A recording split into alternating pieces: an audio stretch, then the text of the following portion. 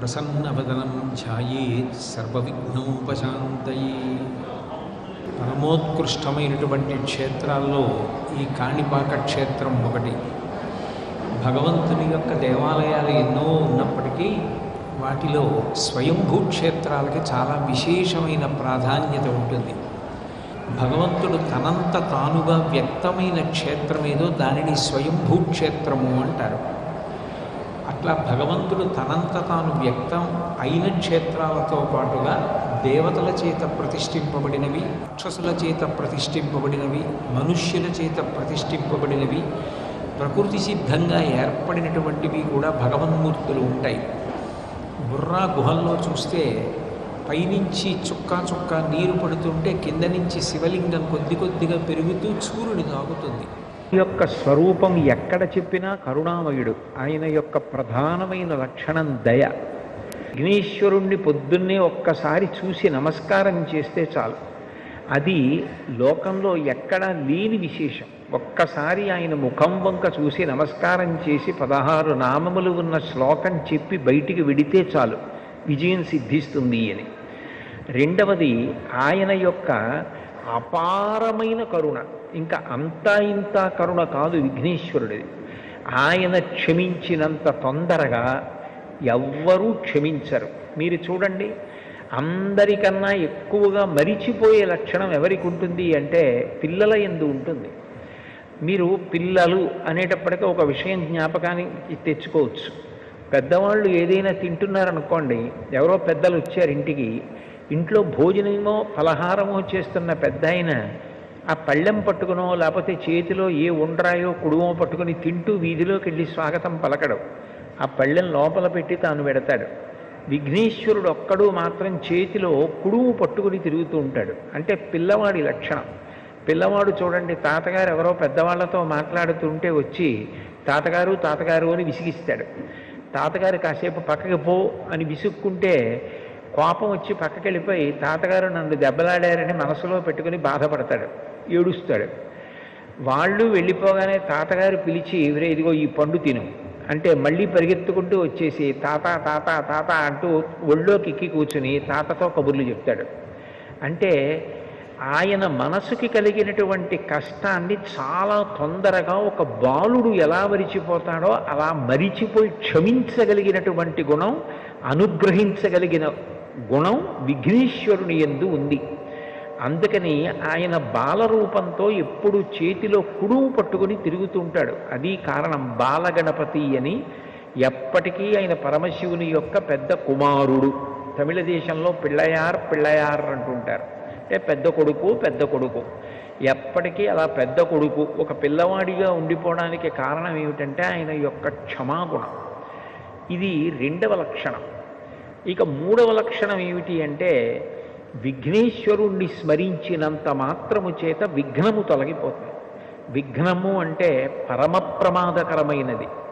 అది కార్యహంతి, అంటే ఇక కార్యము జరగకుండా చేసేస్తుంది.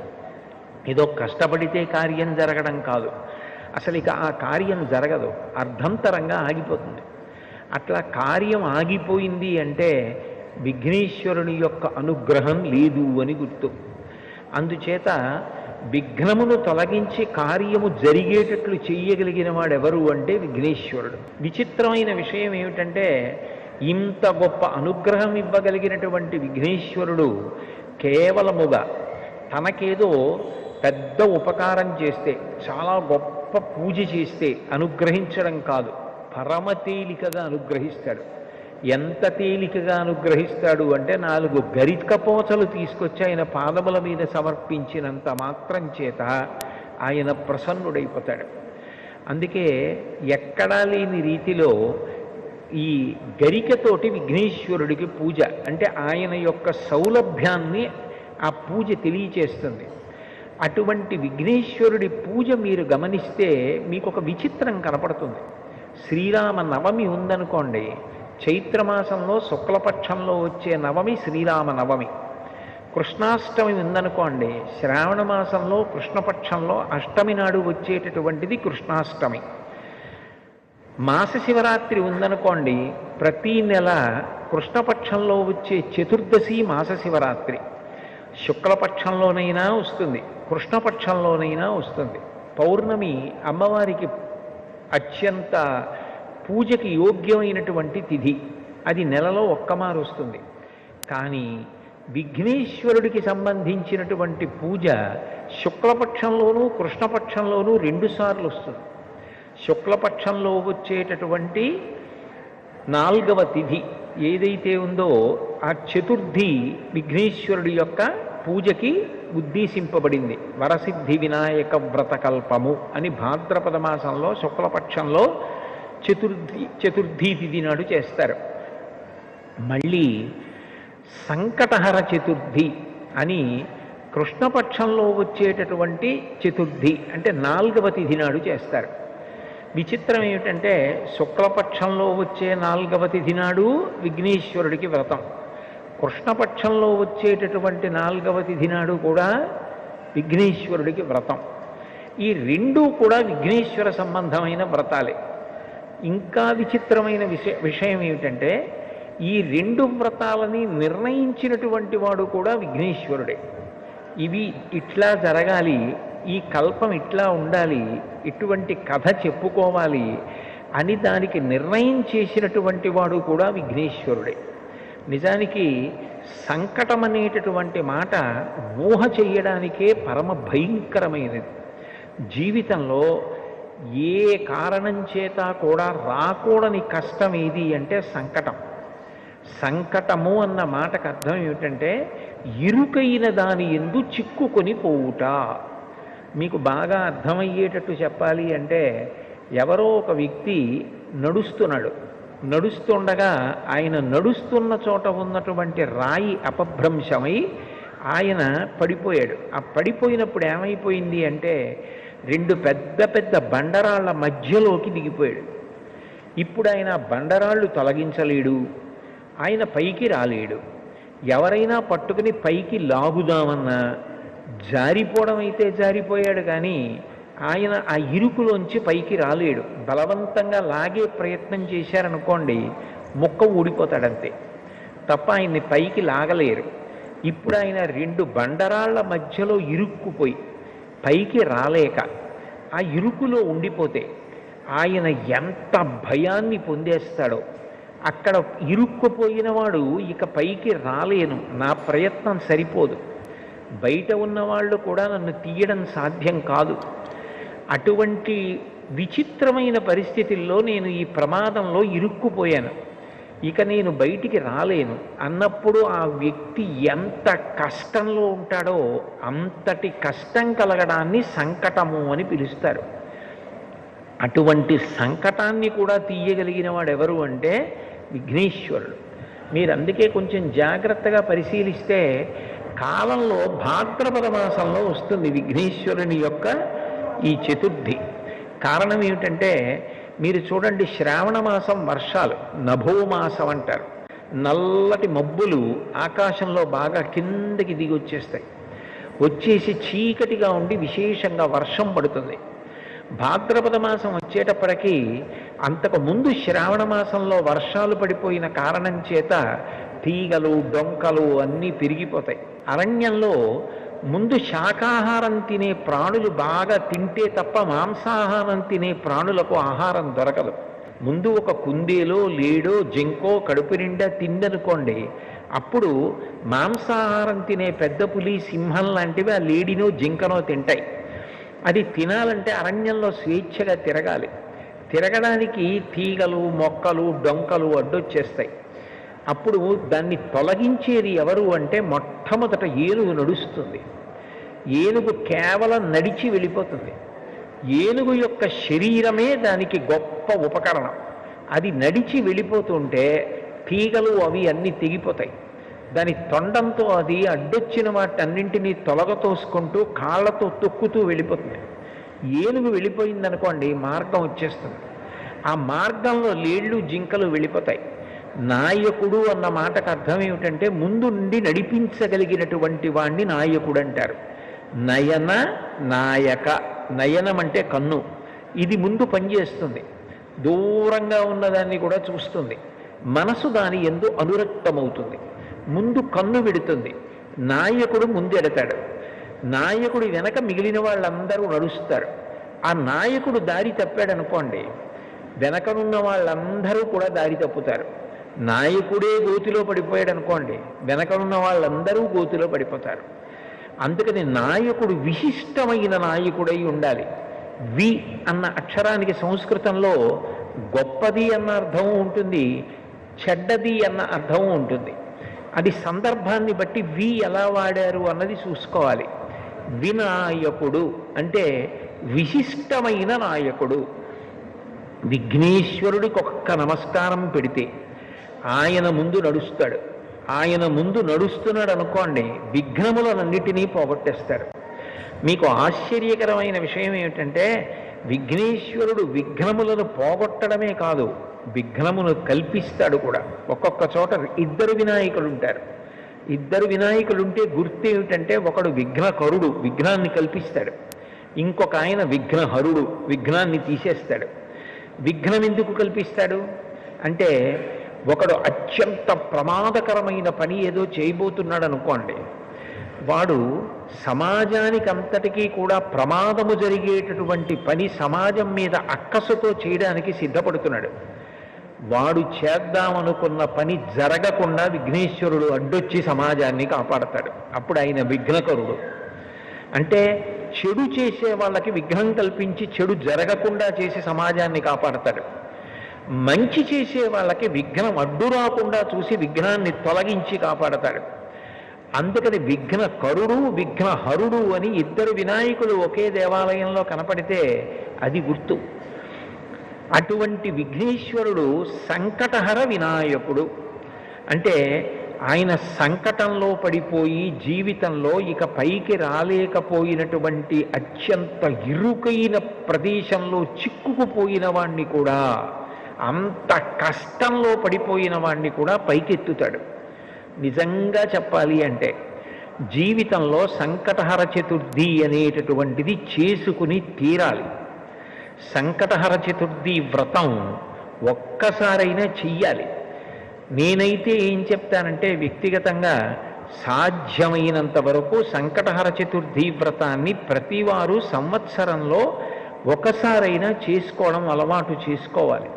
నేను ఎందుకు ఈ మాట అంటున్నానంటే, వేదవ్యాసుడు దేవీ భాగవతం చేస్తూ ఒక మాట అంటాడు, కాలో హి బలవాన్ కర్త సతతం సుఖదుఃఖయోహో నరాణం పరతంత్రాణం పుణ్య పాపానుయోగతః. భగవంతుడు మనకొక సుఖాన్ని ఇస్తే మన పుణ్యాన్ని అడ్డుపెట్టిస్తాడు. మనకి దుఃఖాన్ని ఇస్తే మనం చేసిన పాపాన్ని అడ్డుపెట్టిస్తాడు. నేను చేసిన పుణ్యమేదో నాకేం తెలుసు, నేను చేసిన పాపమేదో నాకేం తెలుసు, అనుభవంలోకి వచ్చేశాక తెలుస్తుంది.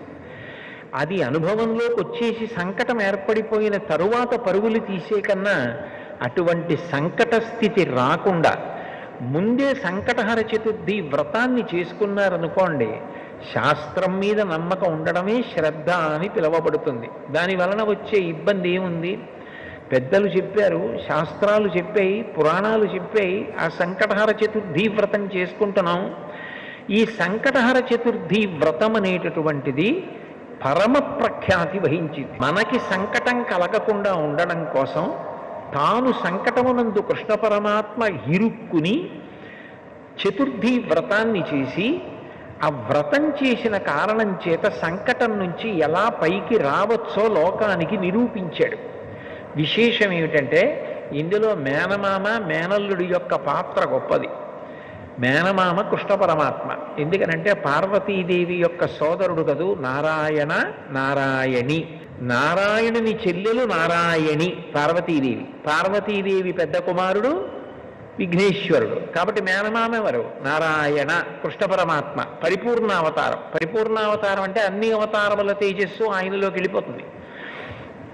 అంతటి పరిపూర్ణావతారమైన కృష్ణావతారం సంకట స్థితిలో పడినటువంటి స్థితి నుండి బయటికి వచ్చినటువంటి విధానమేదో అదే సంకటహర చతుర్థి. అయితే విశేషం ఏమిటంటే, సంకటహర చతుర్థి కానీ, శుక్లపక్షంలో భాద్రపద మాసం వరసిద్ధి వినాయక వ్రతం కానీ విఘ్నేశ్వరుడే ప్రవేశపెట్టి ఉండడం. నిజానికి పరాశర మహర్షి కృతమైనటువంటి విష్ణు పురాణంలో ఉన్న ఒక శ్లోకాన్ని చదువుకున్నా చాలు అని విఘ్నేశ్వరుడు ఆనతి ఇచ్చాడు. కారణం ఏమిటంటే, నిజానికి శమంతకోపాఖ్యానం అనేటటువంటి కథ జ్ఞాపకం పెట్టుకోవడం చాలా చాలా కష్టమైనటువంటి కథ. అది మీరు ఒకసారి విన్నారనుకోండి, మీకు బాగా జ్ఞాపకం ఉండిపోయిందనుకోండి, చాలా సంతోషకరమైన విషయం. కానీ అంత తేలికగా జ్ఞాపకం ఉండిపోవడం సాధ్యం కాదు. కొంచెం మలుపులు అట్లా తిరిగిపోతుంది. అందుకని విఘ్నేశ్వరుడు ఎంత దయామయుడంటే, మీరు ఈ కథంతా యథాతథంగా చెప్పుకోలేకపోతే ఒక్క శ్లోకాన్ని చదవండి చాలు, మీరు శమంతకోపాఖ్యానం చెప్పుకున్నట్లుగా నేను అనుగ్రహిస్తాను అన్నాడు.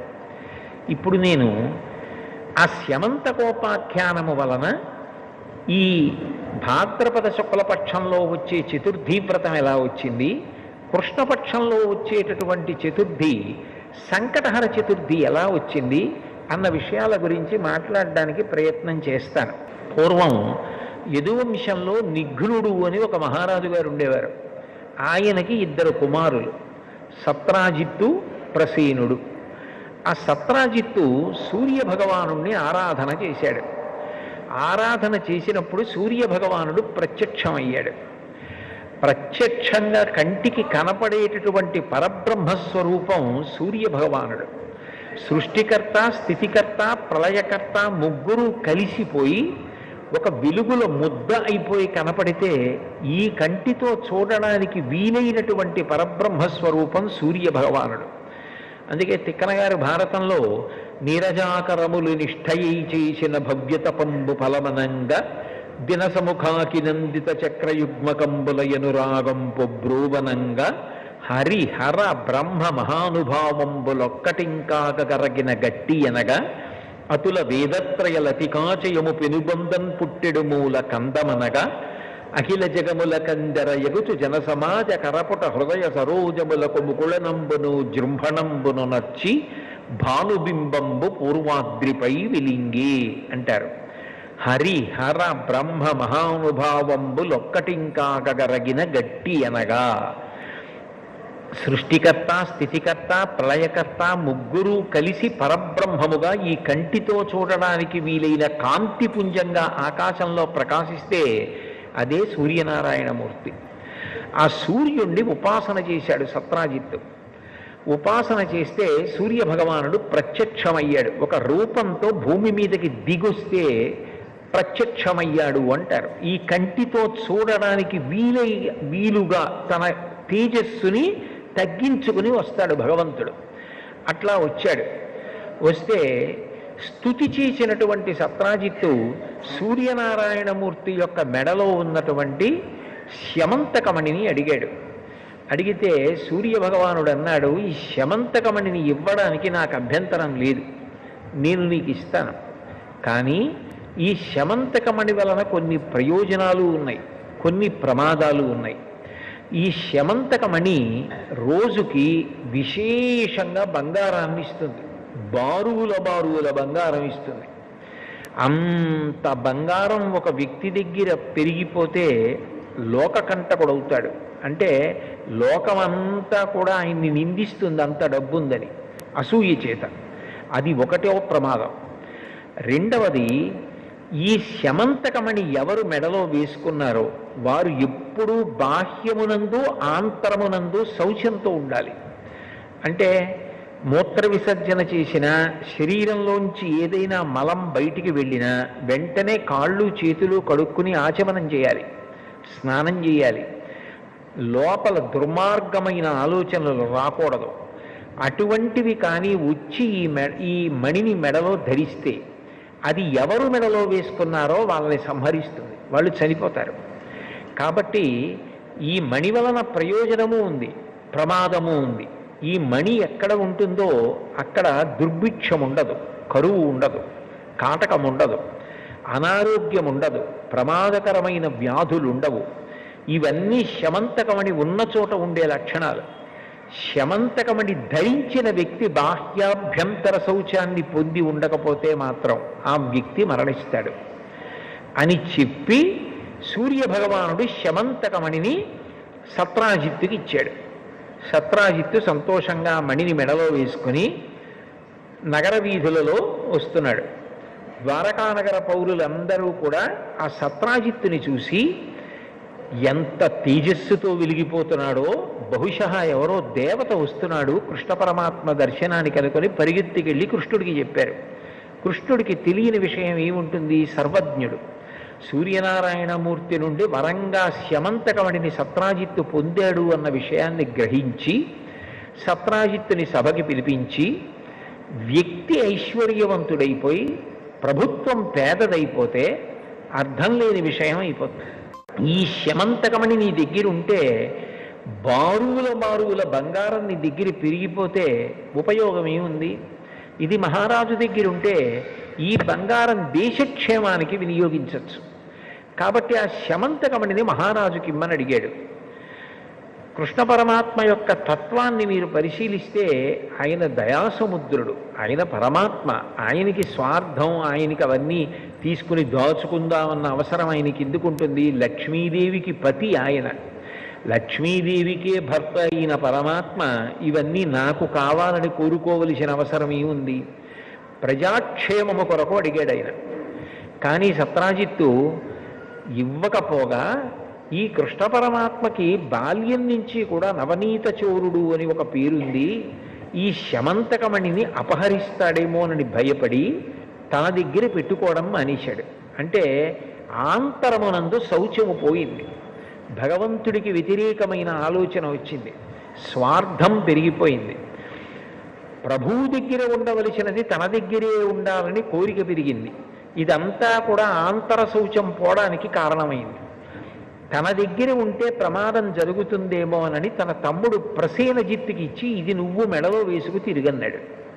ప్రసేనజిత్తు మెడలో వేసుకు తిరుగుతూ ఉండేవాడు. ఒక రోజున ప్రసేనజిత్తు వేటకి బయలుదేరాడు. బయలుదేరి వేటకి వెళ్ళినప్పుడు అనుకోకుండా ఆయనతో పాటు కృష్ణ పరమాత్మ కూడా వెళ్ళాడు. అనేక మంది పౌరులు కూడా వెళ్ళారు. అరణ్యంలో క్రూర మృగాల్ని వేటాడుతున్నారు. సమయం తెలియలేదు. వేట అనేటటువంటిది తమకంతో కూడుకున్నది. జూదం, వేట, వీటిలో ఎంత సమయం పోయిందన్నది తెలియదు. తమకం కలుగుతుంది. ఆ తమకము చేత చీకటి పడిపోయింది, వేటాడుతూనే ఉన్నారు. ఈలోగా ప్రసేనజిత్తు శరీర శోధన చేసుకోవలసి వచ్చింది. శరీర శోధన అంటే శరీరంలో పెరిగిపోయినటువంటి అపవిత్రమైన మలినమైనటువంటి నీరు మూత్రంగా విడిచిపెట్టేయడం, ఇటువంటి పనులు. అవి విడిచిపెడితే కాళ్ళు చేతులు కడుక్కోవాలి, ఆచమనం చెయ్యాలి, లేకపోతే బాహ్య శౌచం ఉండదు. కాబట్టి చీకటి పడిపోయే సమయానికి ప్రసేనజిత్తు అరణ్యంలో శరీర శోధన చేశాడు. కానీ కాళ్ళు చేతులు కడుక్కుని ఆచమనం చేయలేదు. దాంతో బాహ్య శౌచం పోయింది. ఎప్పుడైతే బాహ్య శౌచం పోయిందో శమంతకమణి వలన ప్రమాదం ఏర్పడుతుంది. ఇప్పుడు బాగా అరణ్యం, ఆ పైన చీకటి పడిపోయింది. ఈ ప్రసేనజిత్తు గుర్రం మీద తిరిగి ఊరు వెళ్ళిపోతున్నాడు ద్వారకా నగరానికి. అకస్మాత్తుగా ఎక్కడి నుంచో ఒక సింహం వచ్చి ప్రసేనజిత్తు మీద పడి ఒక్క ఊదుటలోనే ఆ ప్రసేనజిత్తుని చంపేసింది. చంపేసి ఆయన శరీరాన్ని కొంత తినేసింది, గుర్రాన్ని కొంత తినేసింది. అంత చీకటిలో కూడా వెలిగిపోతున్నటువంటి ఆ శమంతకమణిని ఆశ్చర్యంతో చూసి తినడానికి పనికి రాకపోయినా నోట కరుచుకుని పట్టుకుపోయింది. దానికి ఎందుకో పనికిరాదు, కానీ అంత ఆకర్షణీయంగా ఉంది ఆ శమంతకమణి. అంత చీకట్లో కూడా వెలిగిపోతోంది, ఇదేమిటో అని నోట కరుచుకుని పోయింది. చీకటి పడిపోయింది, ప్రసేనజిత్తు కనపడలేదు, అందరూ ఇంటికి వెళ్ళిపోయారు. వెంటనే సత్రాజిత్ అన్నాడు, ఈ శమంతకమణిని కృష్ణ పరమాత్మ అడిగాడు, నేను ఇవ్వనన్నాను. ఈయనకి బాల్యం నుంచి నవనీత చౌర్యం అవి అలవాటున్నాయి, నేను ఇవ్వలేదని చీకటి పడిన తరువాత బహుశः ఈయనే నా తమ్ముడి దగ్గర శమంతకమణిని అపహరించి ఉంటాడు అన్నాడు. అనేటప్పటికి అపవాదు వచ్చింది కృష్ణ పరమాత్మకి. లోకం ఎలా ఉంటుందంటే, ఇవాళ పొగిడితే అందరూ పొగుడుతారు. ఎవడో ఏదో ఆధారం లేకుండా ఓ మాట అన్నాడు అనుకోండి, పూర్వాపరాలు విచారించకుండా అందరూ రాళ్ళు విసురుతారు. అది లోకానికి ఉండేటటువంటి లక్షణం. అందరూ కృష్ణ పరమాత్మ దొంగ దొంగ ప్రసేనజిత్తు దగ్గర శమంతకమణిని అపహరించాడన్నారు. ఆయన వచ్చిన అపనింద పోగొట్టుకోవడానికి మరునాడు అరణ్యంలోకి వెళ్ళాడు. వెళ్ళి వెతికితే ఒక చోట ప్రసేనజిత్తు యొక్క కళేబరం శవం కనపడింది. అప్పటికే దాన్ని కొంత భాగం సింహం తినేసింది, గుర్రాన్ని తినేసింది. శమంతకమణి కనపడలేదు. ఆయన అన్నాడు, నాకే పాపం తెలీదు, మీరు చూశారు కదా, నేను చంపితే శమంతకమణి కోసం సగం తినేసి ఉండవు కదా ఈ శరీరాలు, సగం తినేసి ఉన్నాయంటే ఇతన్ని క్రూర మృగం చంపింది అన్నాడు. అంటే అక్కడున్న ప్రజలు అన్నారు, నిజమే, ఈయన్ని ఏదో క్రూర మృగం తింది, గుర్రాన్ని క్రూర మృగం తింది. మరి నిజంగా క్రూర మృగమే తింటే శమంతకమణిని తిందగా, అది ఉండాలిగా. అది లేదంటే దాని అర్థం కృష్ణుడు రాత్రి ప్రసేనజిత్తుని చంపేసి శమంతకమణిని పట్టుకుపోయాడు. ఆ చనిపోయిన ప్రసేనజిత్తు కింద పడిపోయాడు, ఆ గుర్రం పడిపోయింది. వాటిని క్రూర మృగాలు తిన్నాయి, మణిని మాత్రం కృష్ణుడే అపహరించాడన్నారు. తనేదో వచ్చిన అపనింద పోగొట్టుకోవడానికి ప్రయత్నం చేస్తే అపనింద మరీ పెరిగిపోయింది. నేను మొట్టమొదటే మీకు ఉపమానంలో చెప్పానే, రాళ్ల మధ్యలో ఇరుక్కుపోయిన వ్యక్తి బయటికి రావడానికి ప్రయత్నం చేస్తే ఇంకా ఇంకా దిగబడిపోయినట్టుగా, ఊబిలో దిగబడిపోతున్న వ్యక్తిలా ఇంకా దిగబడిపోయాడు.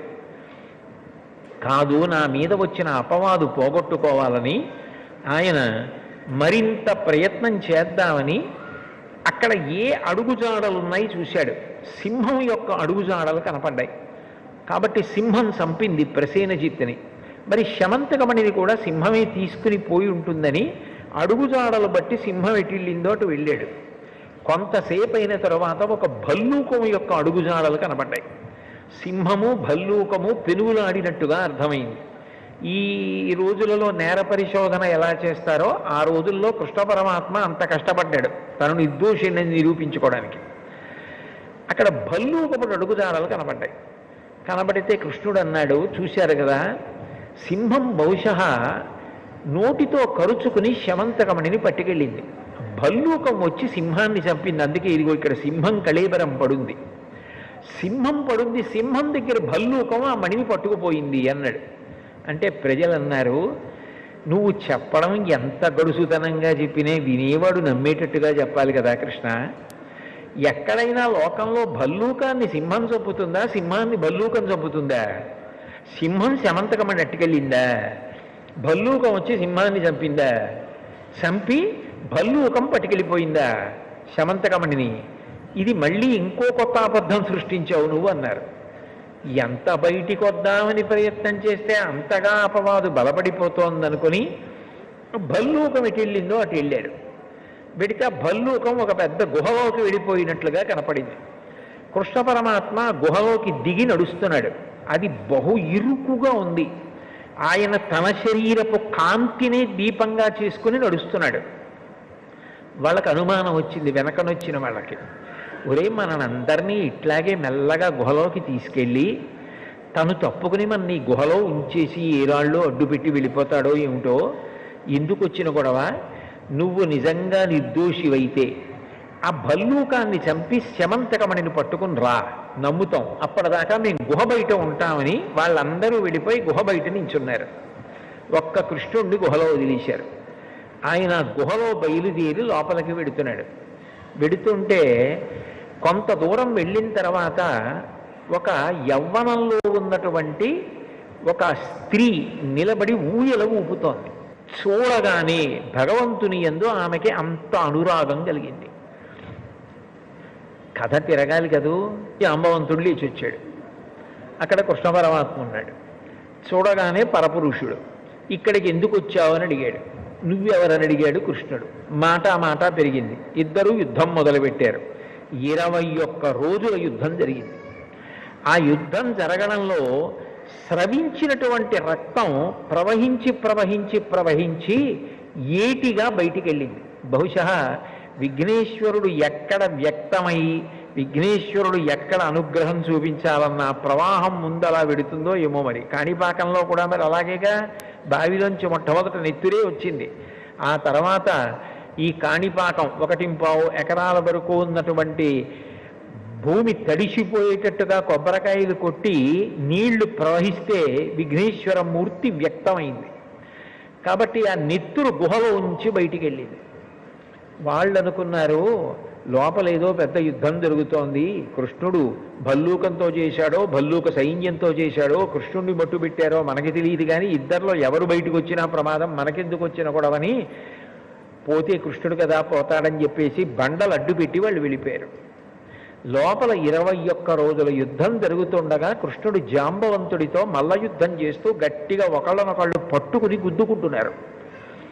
ఆ సమయంలో జాంబవంతుడికి అనుమానం వచ్చింది, నాతో ఇంతకాలం యుద్ధం ఎవరు చెయ్యరు, 21 రోజుల యుద్ధం చేస్తున్నాడు, ఈయన్ని చూస్తూ ఉంటే నాకేదో పరవశం కలుగుతోంది, నా శక్తి తగ్గుతోంది, ఈయన శక్తి పెరుగుతోంది. నేను ఇట్లా ఎవరిని చూశాను అంటే త్రేతాయుగంలో రామచంద్రమూర్తిని చూశాను, ఆయనని సేవించాను. ఆ రోజులలో అనుకునేవాణ్ణి, అంతటి మహానుభావుడు, ఆజానుబాహు వరవింద దళాయతాక్షం, పెద్ద పెద్ద చేతులు, ఆ కళ్ళు, ఆ రామచంద్రమూర్తి నన్నొక్కసారి కౌగలించుకుంటే బాగుండు అనుకునేవాణ్ణి.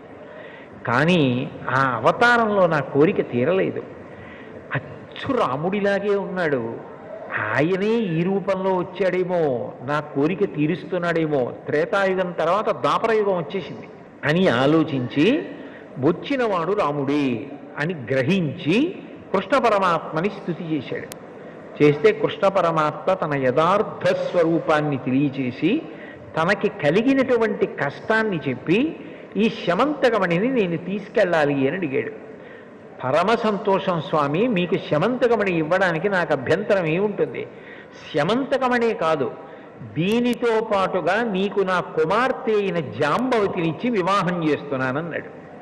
అంటే ఇప్పుడు మీరు బాగా గుర్తుపట్టాలి, శమంతకోపాఖ్యానంలో శమంతకమణి కృష్ణుడికి పెళ్లిళ్ళు చేయడం మొదలెట్టింది, శమంతకమణితో పాటు జాంబవతి కూడా లభించింది.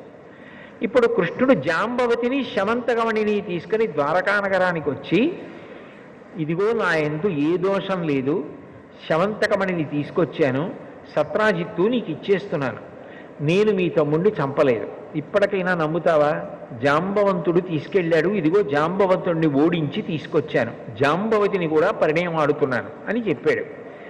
సత్రాజిత్తు చాలా పరితాపం పొందాడు. అక్కడతో అయిపోతే సంకటహర చతుర్థి శమంతకోపాఖ్యానం గుర్తుపెట్టుకోవడం కష్టం అనవలసిన అవసరం ఏముందండి. కానీ అక్కడతో అవలేదు కదా. సంకటంలో పడిపోవడం అంటే అంత తేలిగ్గా వదిలిపెడుతుందా సంకటం అన్నది. ఆ సత్రాజిత్ అన్నాడు, నాకు మగపిల్లలు లేరు, ఉన్నది ఒకే ఒక ఆడపిల్ల సత్యభామ, ఆ సత్యభామని నీకు ఇచ్చి పెళ్లి చేస్తాను, ఎందుకంటే నేను నీ మీద అపవాదు వేశాను, మా తమ్ముడిని చంపేశామని, నువ్వింత కష్టపడి నాకు శమంతకమని నీకు ఇచ్చావు, నా పాపం పోవాలంటే నా కూతుర్ని నీకు ఇచ్చి పెళ్లి చేస్తాను, నా కూతుర్ని వివాహం చేసుకోమని సత్యభామనిచ్చి పెళ్లి చేశాడు. ఇప్పుడు రెండో పెళ్లి శమంతకమణి వల్ల. ఉన్నది నాకొక్క కూతురు, ఎప్పటికైనా ఈ మణి అల్లుడికే వెళ్ళాలి, కాబట్టి ఈ మణి నీకు ఇచ్చేస్తాను, తీసేసుకోమన్నాడు. తీసేసుకోమంటే కృష్ణ పరమాత్మ అన్నాడు, ఇప్పటికే దాన్ని అడిగినందుకే నా మీద అపవాదులు వచ్చాయి, నువ్వు నాకు కోరి కోరి ఇచ్చినా దాని వలన ఏ ఇబ్బంది వస్తుందో నీ దగ్గరే పెట్టుకో, తర్వాత చూద్దాం, నీకేమైనా అయిపోతే అప్పుడు చూద్దాం, నీ దగ్గర ఉంచమన్నాడు. సత్రాజిత్తు దగ్గర ఉంచుకున్నాడు. అక్కడ వరకు కథ బాగుంది కదా, కొంతవరకు గుర్తుపెట్టుకోవచ్చు. కానీ ఇబ్బంది ఎక్కడ వచ్చిందంటే, ఆ కాలంలో అక్రూరుడు, కృతవర్మ, శతధన్వుడు అని ముగ్గురు ఉండేవారు. అక్రూరుడు మహాభక్తుడు, మీరు అక్రూరుడు గురించి వినుంటారు. కంస సంహారానికి భాగవతంలో బలరామకృష్ణుల్ని తీసుకెళ్ళింది అక్రూరుడి, అంతటి మహాభక్తుడు అక్రూరుడు. అటువంటి అక్రూరుడు, కృతవర్మ, శతధన్వుడు, వీళ్ళు ముగ్గురు సత్రాజిత్తుని సత్యభామనిచ్చి పెళ్లి చెయ్యమని అడుగుతుండేవారు. అడిగితే సత్రాజిత్ అనేవాడు, ఇంకా నిర్ణయించుకోలేదు, మీ ముగ్గురులో ఎవరికో ఒకళ్ళకి ఇచ్చి వివాహం చేస్తానంటూ ఉండేవాడు. అకస్మాత్తుగా ఈ సంఘటన జరిగి ఎప్పుడైతే శమంతకమణిని కృష్ణ పరమాత్మ తీసుకొచ్చి ఇచ్చేశాడో, అంత కష్టపడ్డాడో అపవాదు నుంచి బయటపడడానికి, బాధపడినటువంటి సత్రాజిత్తు సత్యభామని కృష్ణ పరమాత్మకి ఇచ్చి వివాహం చేశాడు. దాంతో వాళ్ళ ముగ్గురికి కోపం బయలుదేరింది. మాకిస్తానన్న సత్యభామని ఇవ్వకుండా కృష్ణుడికి ఇచ్చాడు అని. అవకాశం కోసం ఎదురు చూస్తున్నారు. ఒకానొకప్పుడు పాండవుల్ని లక్క ఇంట్లో పెట్టి కాల్చేశారు అని చెప్పి వాళ్ళు దగ్ధమైపోయారని వార్త బయలుదేరింది. ఆయనకి తెలియదా కృష్ణ పరమాత్మకి వాళ్ళు బ్రతికున్నారని తెలుసు. కానీ ధృతరాష్ట్రుణ్ణి ఏదో సేద తీర్చడానికి పరామర్శించడానికి వెళ్ళినట్టుగా హస్తినాపురానికి వెళ్ళాడు. ఇదే అవకాశం కృష్ణుడు లేడు ఊళ్ళో. ఇప్పుడే సత్రాజిత్తు మీద ప్రతీకారం తీర్చుకోవాలని అక్రూరుడు, కృతవర్మ, శతధన్వుడు ముగ్గురు సత్రాజిత్తు ఇంట్లోకి ప్రవేశించి ఆ శమంతకమణిని అపహరించారు. అపహరించిన తర్వాత ఈ శతధన్వుడు అన్నాయని ఇంకొంచెం దూరం వెళ్ళి ఆ సత్రాజిత్తుని సంహరించేశాడు. చంపేసి ముగ్గురు కలిసి పారిపోతున్నారు. భక్తి అన్నది ఒక్కొక్కసారి ఉద్ధాన పతనానికి లోనవుతూ ఉంటుంది. అప్పుడప్పుడు కష్టం వచ్చినప్పుడు ఏమిటి దేవుణ్ణి పట్టుకున్నాను నాకేమొచ్చిందని ఆ భక్తి పోతూ ఉంటుంది, మళ్ళీ నిలబడుతూ ఉంటుంది. అక్రూరుడు తప్పు మనకి ఎందుకు ఈ పనులు, అసలు ఎందుకు ఇట్లాంటి పని చేశాను, కృష్ణ పరమాత్మకి సత్యభామ దక్కితే నేను ఎందుకు అసూయపడాలని బాధపడ్డాడు. శతధన్వుడు తొందరపడి మరి సత్రాజిత్తుని కూడా చంపేశాడు. ఈలోగా మళ్ళీ కృష్ణుడు వచ్చేస్తున్నాడని కబురు అందింది. మామగారు చనిపోయాడని కబురు వెళ్ళింది కృష్ణుడికి. వెనక్కి వస్తున్నాడు. వస్తే చంపేస్తాడేమో అని భయపడి ఆ శమంతకమణిని తీసుకొచ్చి అక్రూరుడి దగ్గర పడేసి, నువ్వు భక్తుడివి, నిన్నైతే ఏం చేయడు, నీ దగ్గర దాచుకో అని చెప్పి శతధన్వుడు మంచి వేగంగా వెళ్ళిపోగలిగిన గుర్రం ఎక్కి పారిపోతున్నాడు. కృష్ణుడు రాని వచ్చాడు. సత్రాజిత్తుని ఎవరు చంపారని భోగట్టా చేశాడు. చేస్తే శతధన్వుడు చంపేశాడని తెలిసింది. వెళ్ళి అన్నగారు బలరాముణ్ణి కూడా రథం మీద ఎక్కించుకొని ఆ శతధన్వుణ్ణి వెంబడించాడు. ఆయన గుర్రం మీద వెళ్ళి వెళ్ళి వెళ్ళి పారిపోతుంటే గుర్రం బడలిపోయి పడిపోయి మరణించింది. ఈ శతధన్వుడు వెనక కృష్ణుడు వచ్చేస్తున్నాడన్న భయంతో పరిగెత్తుకుంటూ చెట్ల మధ్య నుంచి వెళ్ళిపోతున్నాడు. రథం ఎలా వెడుతుంది, మనిషి వెళ్ళినట్టుగా రథం వెళ్ళలేదుగా చెట్ల మధ్య. అందుకని కృష్ణుడు అన్నాడు రథం దిగి, అన్నయ్య నువ్వు రథంలో కూర్చో, నేను వెళ్ళి శతధన్వుణ్ణి శిక్ష వేసి ఆ శమంతకమణిని తీసుకొస్తానని చెప్పి అన్నగారిని బలరాముని రథంలో కూర్చోబెట్టి తాను పరిగెత్తుకుంటూ వెళ్ళి శతధన్వుణ్ణి పట్టుకుంటే శతధన్వుడితో యుద్ధం జరగడంలో శతధన్వుణ్ణి సంహరించి ఒళ్ళంతా వెతికాడు. శమంతకమణి కనపడలేదు. ఆయన అక్రూరుడి దగ్గర పెట్టేశాడు. అక్రూరుడు ఇంతటి మహానుభావుడు కృష్ణ పరమాత్మకి ముఖం ఎలా చూపిస్తానని ఆ ఊళ్ళో ఉండకుండా కాశీ వెళ్ళిపోయాడు. అది అక్రూరుడి దగ్గర ఉందని, అక్రూరుడు కాశీ వెళ్ళిపోయాడని ఎవ్వరికీ తెలియదు. కృతవర్మ దేశాలు పట్టిపోయాడు. అసలు ఆ శమంతకమణి ఎక్కడుందో ఎవరికీ తెలియదు. శతధన్వుడి దగ్గర దొరకలేదు. కృష్ణ పరమాత్మ తిరిగి వచ్చి రథంలో కూర్చున్న బలరాముడితో చెప్పాడు, అన్నయ్య అన్నయ్య ఆ శతధన్వుడిని సంహరించాను, ఒళ్ళంతా వెతికాను, కానీ ఎక్కడా శమంతకమణి లేదన్నయ్యా అన్నాడు. అంటే బలరాముడు అన్నాడు, నువ్వు చిన్నప్పటి నుంచి నవనీత చౌర్యం అవి నీకు అలవాటే, ఆ శమంతకమణి తీసుకొస్తే అన్నదమ్ములం కాబట్టి మన ఇద్దరికీ చెందుతుంది, బంగారం రోజు ఇద్దరం సగం సగం తీసుకోవలసి ఉంటుంది, మీ మామగారు సత్రాజిత్ కదా నీకిచ్చాడు, అందుకని చెప్పి నాకెందుకు ఇవ్వాలన్న ఉద్దేశ్యంతో శమంతకమణి దొరకలేదని అబద్ధం చెప్పేస్తున్నావు, చిన్నతనం నుంచి నీ లీలలు ఇంతే, నేను నీతో కలిసి ఉండనని చెప్పి ఆయన రథం దిగిపోయి మిథిలా నగరానికి వెళ్ళిపోయాడు. ఇదెక్కడి ప్రారంభం రా, ఈ శమంతకమణితో అనుకుని కృష్ణ పరమాత్మ అంతఃపురానికి దిగాలుబడి సత్యభామకి అనుమానం బయలుదేరింది, జాంబవతికి అనుమానం బయలుదేరింది. వాళ్ళకెందుకు అనుమానం అంటే సత్యభామ అనుకుంది, ఇది యథార్థానికి మా నాన్నగారు ఇచ్చారు అల్లుడికి, కానీ అంతకన్నా ముందు నిజానికి ఎవరిచ్చారు, జాంబవంతుడు ఇచ్చాడు ప్రసేనుణ్ణి చంపి సింహం తీసుకుపోతుంటే. ఇప్పుడు ఆ శమంతకమణి కృష్ణుడి దగ్గర ఉంటే సత్రాజిత్ ఇచ్చాడన్న పేరు వస్తుందేమో, సత్యభామ వెలిగిపోతుంది అన్న ఉద్దేశ్యంతో జాంబవతి మీద ప్రేమతో అది ఎక్కడో దాచేశాడు కృష్ణుడు. దాచేసి పోయిందని చెప్పేస్తున్నాడు. జాంబవతికి ప్రీతి చేయడం కోసమని మా నాన్నగారిచ్చారన్న మాట రాకుండా ఉండడం కోసం కనపట్టలేదని చెప్తున్నాడని సత్యభామ అనుకుంది. నిజానికి మా నాన్నగారు కదా సింహాన్ని చంపి తీసుకొచ్చి కృష్ణుడికి ఇచ్చింది, కానీ సత్రాజిత్తు మీద ప్రేమతో సత్యభామ మీద ప్రేమతో మా నాన్నగారి పేరు మాటుకెళ్ళిపోయేటట్టుగా చేయడానికి మణి కనపట్టలేదని చెప్పేస్తున్నారు ఆయన అని జాంబవతి అనుకుంది. ఇటు భార్య జాంబవతి అనుమానించింది, అటు భార్య సత్యభామ అనుమానించింది. ఇటు అన్నగారు ఊరు వదిలిపెట్టి వెళ్ళిపోయాడు. ఊళ్ళో పౌరులందరూ మళ్ళీ మనం అనుకున్నాం కానీ కన్ను అలాగే ఉంది కృష్ణుడికి ఆ శమంతకమణి మీద, పట్టుకొచ్చినట్టే పట్టుకొచ్చి మళ్ళీ దాన్ని ఆయనే ఎత్తుకుపోయాడు అని మళ్ళీ వదంతి బయలుదేరి.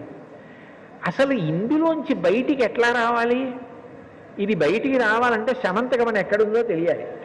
శమంతకమణి అక్రూరుడి దగ్గర ఉంది, అక్రూరుడు పట్టుకుపోయాడని ఊహించడానికి అవకాశమే లేదు.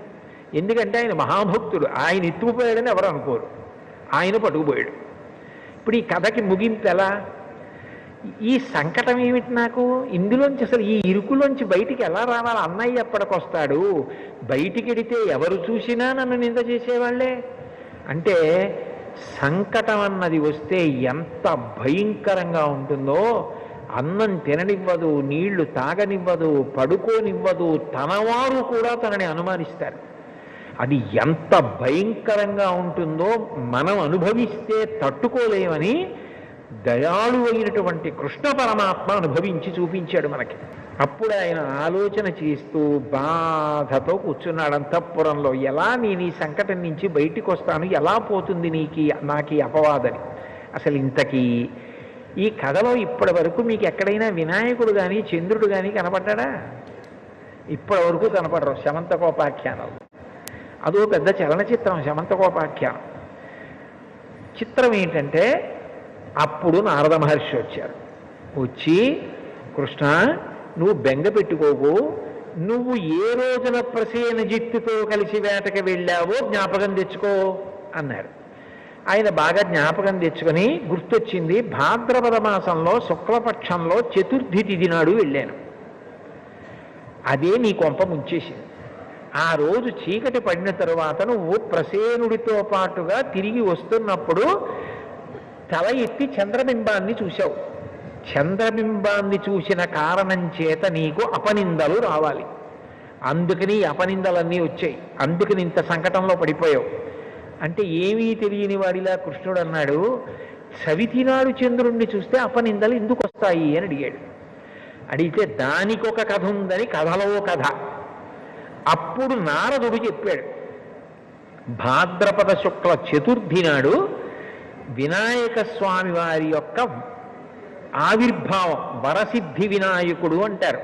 మీరు చూడండి, వర శబ్దం వేశారనుకోండి, ఇక ఇది అది అని లేదు, ఏదైనా అని దాని లక్షణం, శ్రేష్టమైన అధికమైన అని.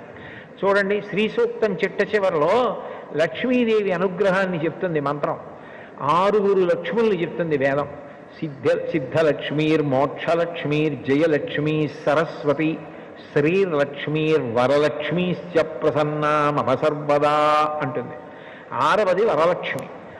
వర అంటే శ్రేష్టమైన, ఇక అది ఇది అని లేదు, ఏదైనా ఇవ్వగలిగిన స్వరూపం.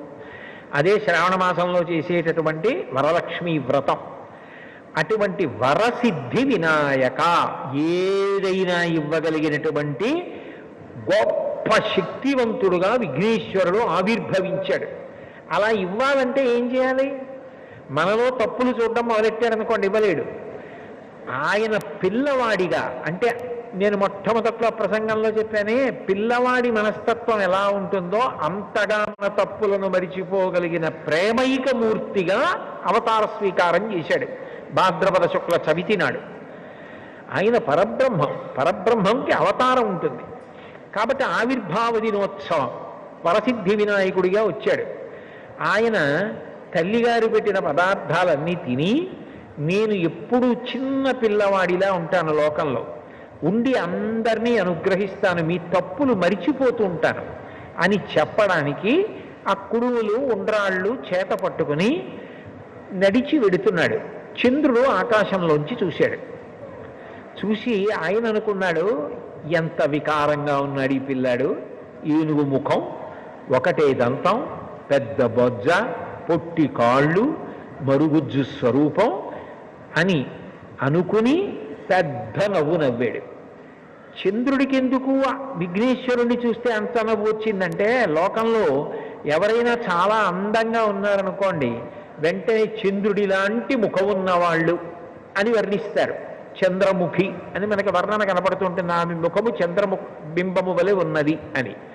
చంద్రుడు అంటే అందగాడు అని లోకంలో ఒక ప్రఖ్యాతి.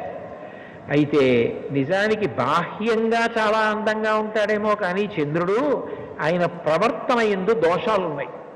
దోషాలు ఉండబట్టే కదా కళలు పెరగడం తరగడం మామగారి శాపం ఇచ్చాడు. అలాగే గురువు గారి విషయంలో కూడా దోషం ఉందని కదా చంద్రుడి గురించి లోకంలో ప్రఖ్యాతి. నడవడి విషయంలో అందరినీ అనుగ్రహించడంలో విఘ్నేశ్వరుడు గొప్పవాడు. కేవలంగా బాహ్యంలో అందంగా ఉండేవాడు చంద్రుడు. నిజానికి ప్రవర్తనలో అనుగ్రహించడంలో విఘ్నేశ్వరుడు ఎక్కడా, చంద్రుడు ఎక్కడా?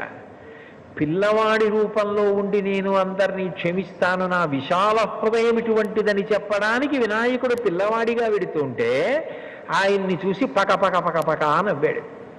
వెంటనే వినాయకుడు ఆలోచించి, ఓహో నీకు అందం ఎందుకు వచ్చింది? పరబ్రహ్మమైనటువంటి నేను అనుగ్రహించబట్టి. నీకు ఆ విషయం జ్ఞాపకం లేదు. నేను అందగాణ్ణి అన్న అహంకారంతో నన్ను చూసి వికటంగా నవ్వావు. మనిషికి ఏదైనా ఉండొచ్చు, అహంకారం స్వార్థం ఈ రెండు మనిషిని వృద్ధిలోకి రానివ్వవు. ప్రతిదానికి స్వార్థమే. ఎప్పుడూ ఒళ్ళు కందకూడదు, బట్ట నలగకూడదు, ఏ పని చేయకూడదు. అట్లా బ్రతికేద్దామని అనుకోవడం తప్పు కదా. ఒళ్ళు నలగాలి, చెమట పట్టాలి, సమాజం కోసం కష్టపడాలి, ఏదో ఒక పని చెయ్యాలి. ఏమీ చెయ్యకుండా కూర్చుంటానంటే దానివలన ఎలా శ్రేయస్సు కలుగుతుంది? అది మంచి పద్ధతి కానే కాదు. కాబట్టి నీకు అహంకారం కలిగింది, స్వార్థమున్నది, ఈ రెండు నీకున్నాయి. కాబట్టి దీనికి విరుగుడు నీకు శాపం ఇస్తున్నాను. అందరూ నిన్ను చూసి అబ్బా చంద్రబింబం, అబ్బా చంద్రబింబం అంటారని కదూ నీకు అహంకారం. ఇవాళ నుంచి నిన్ను ఎవరైనా చూస్తే లోకంలో వాళ్ళకి అపనిందలు వస్తాయి అని శపించాడు విఘ్నేశ్వరుడు. వెంటనే లోకంలో ఉన్న వాళ్ళందరూ ఈ వార్త తెలిసింది. చంద్రబింబం కనపడింది అనుకోండి, భాద్రపద శుక్ల చవితి నాడు కాదు, ఎప్పుడైనా సరే చంద్రబింబం కనపడింది అనుకోండి అపవాదులు వస్తాయి. అయ్య బాబోయ్ అని చీకటి పడేటప్పటికీ చంద్రుణ్ణి చూడడం మానేశారు. అందరూ ఉత్తరీయాలు అడ్డు పెట్టుకుని ఈ చంద్రుడు ఒకడు ఆకాశంలో కనపడతాడో ఏమిటో బాబాయ్ అపవాదులు వస్తాయని నింద చేయడం మొదలెట్టారు. లోకానికి పోకడది.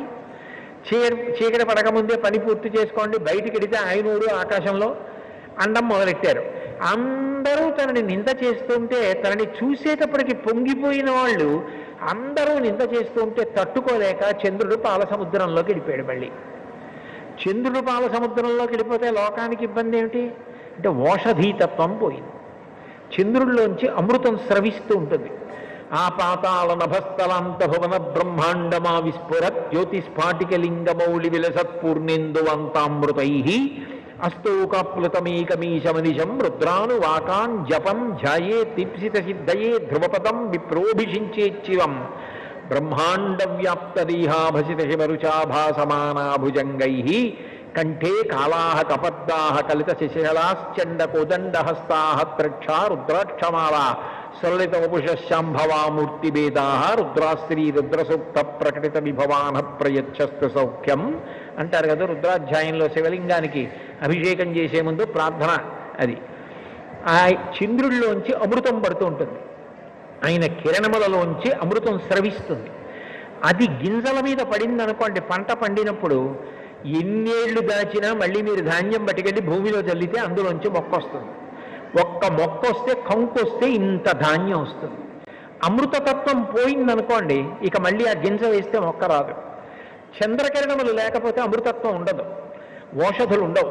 ఓషధీతత్వం లేకపోతే అన్నం ఎలా దొరుకుతుంది? మళ్ళీ మళ్ళీ పంట ఎలా పండుతుంది? లోకం గగ్గోలు పెట్టి బ్రహ్మగారి దగ్గరికి వెళ్ళింది. ఏ ఇబ్బంది వచ్చినా దేవతలు కానీ మనుష్యులు కానీ బ్రహ్మగారి దగ్గరికి వెడతారు. అందరూ కలిసి బ్రహ్మగారి దగ్గరికి వెళ్ళారు. వెడితే బ్రహ్మగారు అన్నారు, ఇది విఘ్నేశ్వర శాపం చంద్రుడికి. ఆయన విఘ్నేశ్వరుణ్ణి చూసి వికటంగా నవ్వాడు. అహంకారంతో స్వార్థంతో శపించాడు విఘ్నేశ్వరుడు, నిన్ను చూస్తే అపనిందలు వస్తాయని. ఆయన తీయాల శాపం, ఆయన పరబ్రహ్మం, నేను తీయకూడదు. కాబట్టి మీరు విఘ్నేశ్వరుడి దగ్గరికి వెళ్ళండి అన్నాడు. దేవతలు మనుష్యులు అందరూ బ్రహ్మగారి విఘ్నేశ్వరుడి దగ్గరికి వెళ్ళి ప్రార్థన చేశారు. ప్రార్థన చేస్తే దయాళువు కదూ, అందుకని వెంటనే విఘ్నేశ్వరుడు అన్నాడు, అయితే నా శాపాన్ని నేను బాగా తగ్గించేస్తున్నాను. ఒక్క భాద్రపద మాసంలో వచ్చినటువంటి శుక్లపక్ష చవితి నాడు నన్ను చూసి చంద్రుడు నవ్వాడు కాబట్టి ఆ ఒక్కరోజు చంద్రుణ్ణి చూడకూడదు. ఆ ఒక్కరోజు చంద్రుణ్ణి చూస్తే మాత్రం అపవాదులు సంకట స్థితి ఏర్పడి తీరుతుంది. మిగిలిన రోజుల్లో చంద్రుణ్ణి చూసినా పర్వాలేదు అనేటప్పటికీ ఈ వార్త పట్టుకెళ్ళి పాలసముద్రంలో చంద్రుడికి చెప్పారు. అమ్మయ్యా, విఘ్నేశ్వరుడు నాకు శాపాన్ని విముక్తి చేశాడు, ఇంకెప్పుడు నా జన్మలో అహంకారం జోలికి పోను, స్వార్థం జోలికి పోను, ఎందుకు పనికొస్తుంది వాక్యంలో అందం, విఘ్నేశ్వరుడిలా ఉండాలి మనిషి అని తెలుసుకుని చంద్రుడు చెంపలేసుకుని బయట వచ్చాడు. విఘ్నేశ్వరుడు ఎంత దయాళు అంటే ఆయన చంద్రుడు తప్పు తెలుసుకున్నాడని పొంగిపోయి నృత్యం చేశాడు. ఎవరైనా నృత్యం చేయడానికి వచ్చారనుకోండి, వాళ్ళు చాలా విపరీతమైన లావుగా పొట్టిగా ఉన్నారనుకోండి, వాళ్ళు నృత్యం చేస్తే నవ్వుతారు. నృత్యం చేయాలంటే ఏదో సన్నగా శరీరం దానికి సహకరించేటట్టుగా అందంగా ఉంటే నృత్యం చేస్తే బాగుంటుంది. అంతేగాని విఘ్నేశ్వరుడు నృత్యం చేయడం ఏమిటి అంటే, ఆయన అవతలవాడు తన తప్పు తెలుసుకుంటే సంతోషాన్ని పట్టలేకపోయాడు, పట్టలేక నృత్యం చేశాడు. చంద్రుడు వచ్చి క్షమాపణను అడిగాడని కాదు, చంద్రుడు తప్పు తెలుసుకున్నాడు చాలు. ఎవడి తప్పు వాడు తెలుసుకుంటే చాలు. నృత్యం చేస్తే నృత్య గణపతి స్వరూపం వచ్చింది.